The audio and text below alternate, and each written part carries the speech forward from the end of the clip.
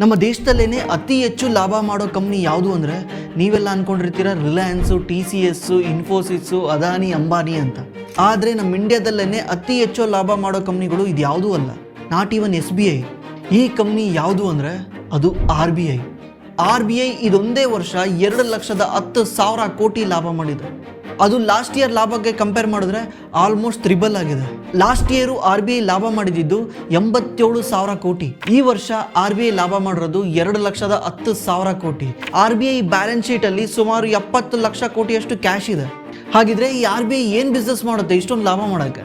RBI ಮಾಡೋ ಲಾಭದಲ್ಲಿ ಮೊದಲನೇ ಸ್ಥಾನದಲ್ಲಿರೋದು ನೋಟ್ ಪ್ರಿಂಟ್ ಮಾಡೋದು. RBI ಏನಾದರೂ 500 ರೂಪಾಯಿ ನೋಟ್ ಪ್ರಿಂಟ್ ಮಾಡಿದ್ರೆ ಆ ನೋಟ್ ಪ್ರಿಂಟ್ ಮಾಡೋಕ್ಕೆ 2 ರಿಂದ 3 ರೂಪಾಯಿ ಖರ್ಚಾಗುತ್ತೆ. ಇನ್ನು ಉಳಿದಿರೋ 497 ರೂಪಾಯಿ RBIಗೆ ಲಾಭ.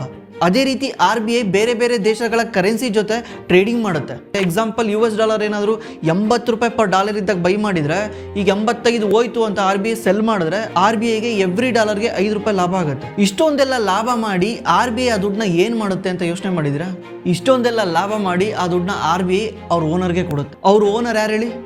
Government of India. Government of ಇಂಡಿಯಾಗೆ ಈ ದುಡ್ಡನ್ನ ಡಿವಿಡೆಂಟ್ ಆಗಿ ಕೊಡುತ್ತೆ. ಗೌರ್ಮೆಂಟ್ ಅದನ್ನು ಬಜೆಟ್ ಮಾಡೋಕ್ಕೆ, ರೋಡ್ ಮಾಡೋಕ್ಕೆ, ಸಬ್ಸಿಡೀಸ್ ಕೊಡೋಕ್ಕೆ, ಇದಕ್ಕೆಲ್ಲದಕ್ಕೂ ಯೂಸ್ ಮಾಡುತ್ತೆ. ಆ್ಯಕ್ಚುಲಿ RBI ಮಾಡೋ 1 ರೂಪಾಯಿ ಲಾಭನೂ ನಮ್ಮಿಂದನೇ, ಬಟ್ RBI ಅದನ್ನು ನಮಗೆ ವಾಪಸ್ ಕೊಡುತ್ತೆ ಬೇರೆ ಬೇರೆ ರೀತಿಯಲ್ಲಿ.